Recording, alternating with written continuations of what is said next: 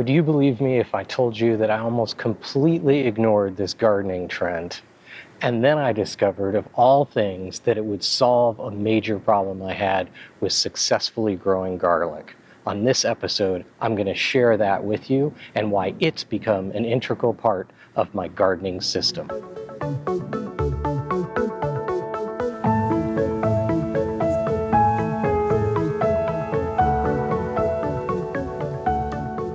I have a confession to make. Often, when I grow a vegetable for my first time, it's a complete failure. But you know what? Failures is often how I realize that there's something that maybe I've missed out on. And most of the time, it's a pretty easy fix. In this case, it was the grow bag.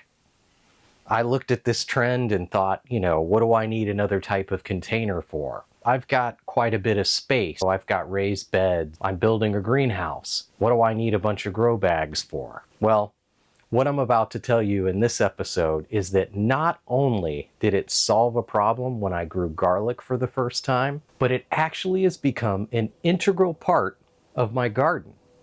Garlic in particular, if you don't know, in most climates, you're going to plant it sometime in the fall and you're going to overwinter it. And then you're going to harvest it the next year. And often you're pulling it out of the garden or feeding it and watering it a lot as it's at its biggest stage when you're getting other vegetables in. So you might see where I'm going here. It gets really difficult to grow it alongside others. And that's where my challenges and problems started when I first tried to grow garlic. You see, I planted them in raised beds, alongside a lot of other vegetables, alongside things like tomatoes that were finishing. And I got them in the ground and I had to feed those tomatoes and I had to give them water later on in the season as I'm trying to get the most out of them. And it was just terrible timing. And then as it was also getting colder out, the squirrels start to come out. And the squirrels are digging stuff up and they're causing all kinds of problems. And so I thought to myself, wow, my garlic is going to get moved around probably. It's not going to go very well, but maybe it'll be okay. Well, I didn't get much of a harvest that year. What I found is that trying to grow them alongside other things was really difficult. So I thought to myself, well, I could grow them in a completely different space, but then I have to take up that space in my garden.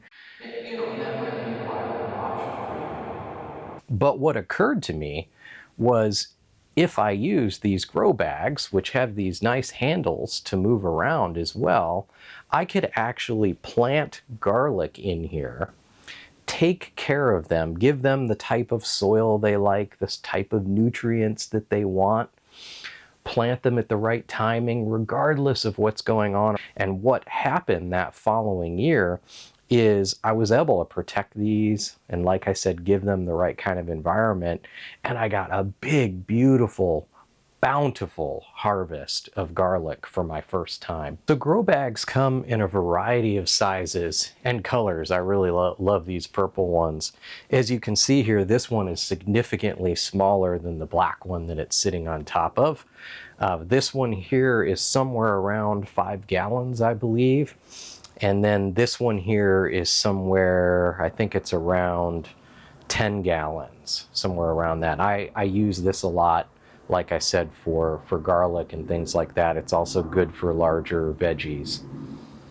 Here's another one that's black. And this one, I believe, is about 7 gallons. So you can see it's a little bit taller. You'll also notice that one of the benefits of these is that they fold up. So you can wash them and dry them and fold them up and they don't take up a lot of space. Some of the other benefits that I don't think I've talked about yet with grow bags are you can move them. And when I say move them, I don't just mean kind of move them around a little bit like I was talking about, but you can actually move them from indoors to outdoors. Like, for example, I'm in the greenhouse today talking to you. I might have something in here that needs to come in here during our harsh winters. I'm in Chicago. Or I might have something that it's actually getting too warm in the greenhouse, maybe in a different part of the season, or a plant like spinach that bolts very easily and goes to seed and isn't really edible anymore, right? If it gets too hot. Cilantro might be another one. And so I can move those outside. Another example of that I'm really excited about that I might do an episode on is we can't really grow citrus in my climate. So what I'm going to try doing in a large grow bag, probably like this one here, is grow a citrus tree. Get a dwarf type variety and then plant that in here. Keep it protected and in the warmth of the winter because it can handle that. That's a theory anyway. We'll try it out. And then move it outside when it's warmer. We actually get quite warm summers here in Chicago. And so that's something that I'm going to try. The other benefit that I talked about a little bit that I've touched on is watering. You can put drip irrigation on this. That means you can kind of separate it if you have a digital timer and, you know, something like this that's over here. And you can set that up so that it waters differently than your other veggies. Another great benefit of it is sometimes vegetables require very different nutrients and soil. Like if you've ever maybe read on a seed packet or were reading online and it says that you need acidic soil, and you're like, well, I'm not going to make my whole bed acidic because then that's going to upset my other plants. This could be a really good option for you. In fact, one of the things that I grow in here is potatoes because of that. They like a little bit more acidity, and that also keeps them from getting a lot of the diseases and things that are associated with potatoes.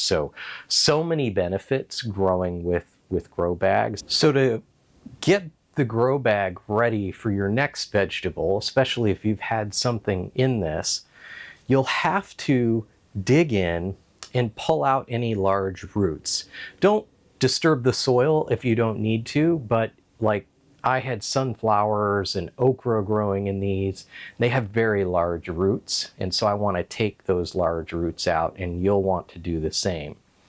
Once you've done that, what you can do is I would recommend, if you can get it and get a good quality of it, is I would recommend using, instead of your typical potting soil, I would use coco coir and I would add some vermiculite.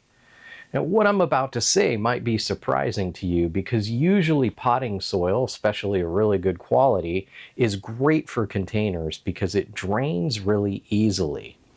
In this case, because you can imagine this is a heavy cloth material, and so what's going to happen is, in a good way, there's going to be a lot of air.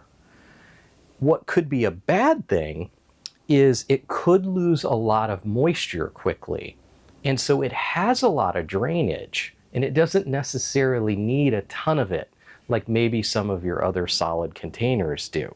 And so what I like to do is I like to create a really rich, which you do for anything, right?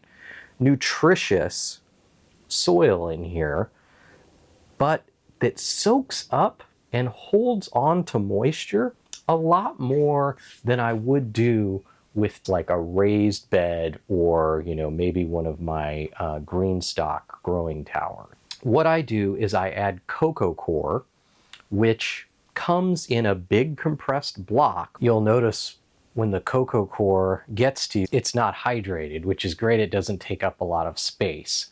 What you'll have to do, which trust me will seem like a pain in the rear at first, but it's actually not a big deal if you follow some simple directions. Find something that you can put the coco coir block in where you can submerge it in water. And if you can, do that when you've got other things that need to be done, because what you can do is just leave it soaking and it will do most of the work for you. Come back in 30 minutes to an hour and you'll kind of see it puffed up and bloated, and just break it apart and break it up with your hands as much as you can and mix it up. You might need to add some more water and then leave it. Go do something else.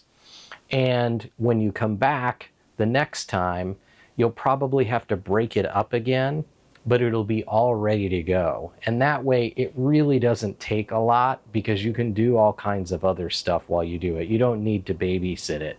And then you have this huge mass of beautiful, fluffy coco coir soil. Then you will need some vermiculite. And what I like to do is dump it into something like a wheelbarrow, or you could maybe use a kiddie pool or something like that that you're not using. It just makes it a little bit easier, or lay a tarp out and spread it all out, the soil that's remained after you've removed the roots. And then add in some of your coco coir and some vermiculite. And what's going to happen is you're going to end up creating this very rich environment, very easy too for root vegetables to grow in, and it's going to hold a little bit more onto the moisture than something like, say, peat moss. Peat moss is a wonderful base medium, don't get me wrong, and it has some great benefits to it.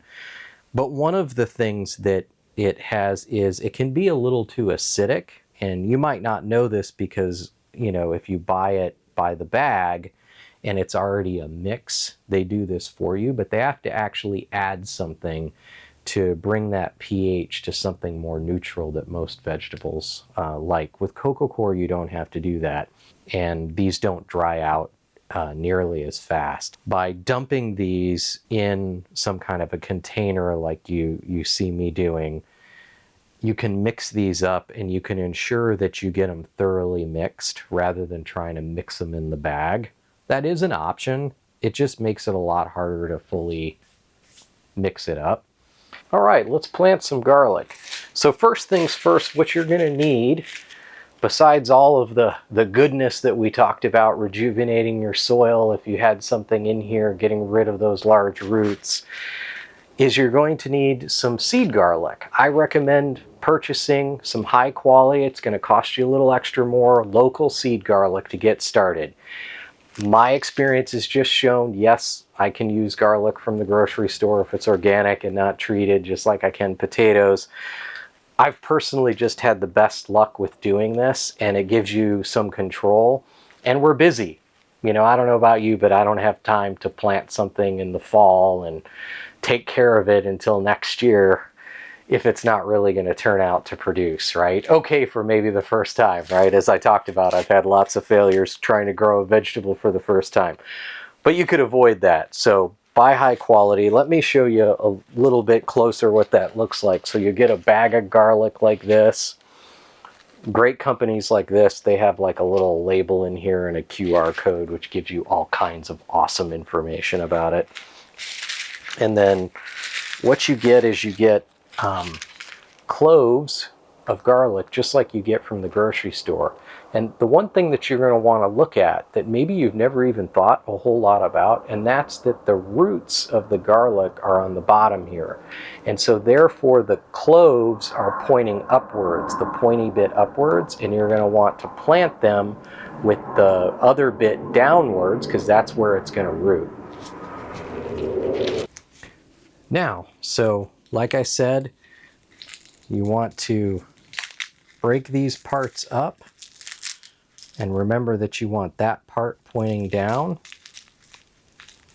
So you want to pull them apart. You don't have to go crazy removing a lot of the peel. It's just going to sort of melt away in there. And then I like to use what they call a hori-hori, because I don't know if you can see it here, but it's got the measurements. You want to put these about 6 to 9 inches in diameter apart. Again, I really like using the hori-hori because I know that it's here, and if I plant it somewhere around this 3, right, that I've got, you know, a good 6-inch diameter. And so what I like to do in the grow bag is I go a little bit from the edge, because I also want to, you know, think about the edge of your grow bag like that's where another plant is, in this case our garlic clove. clove. And then what you want to do is you want to plant it down. You don't have to go crazy deep, but you want to plant it down deep enough that you can cover it with about an inch of soil. So think about that. So you don't have to go crazy deep, but it's going to have to be deep enough that you can do that. And then what you'll do is just move your way around. Again, I use my hori to kind of judge it, that it looks like I can get another one in here. And then I just go around and plant those.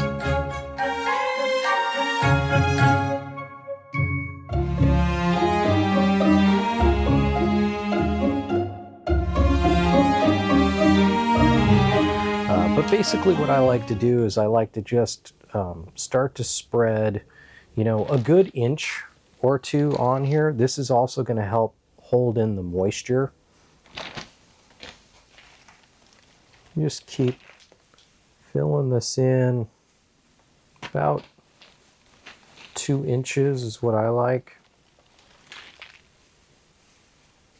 Something interesting that I discovered too that's helpful, especially about something like straw, is it tends not to mat when it gets wet,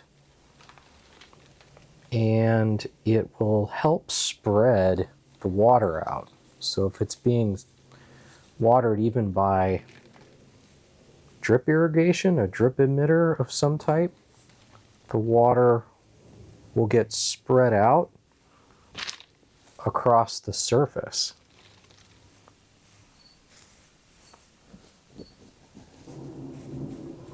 And that's it, all tucked in. I can't wait to get the rest of this garlic planted in. I've got a few more bags. I'm gonna go through the same process I shared with you where I've got some okra growing in it. It's just getting too cold for the okra. We've enjoyed the harvest though. Take those out, do this whole process, rejuvenate it, and plant a ton more garlic. I'm really hoping that, you know, we got about 80 heads of garlic this year. I'm hoping we top 100 next year, so that's a good goal to have. Remember, if you feel like you're too busy to garden, or you're already a gardener, but you constantly struggle with enough time, check out my episodes. I'm here to help you invent systems using pieces like maybe grow bags that I shared today or on the other video, the 10-20 trays, in order to help you create a system that works for you and allows you to garden more. Thanks so much, and I'll see you soon.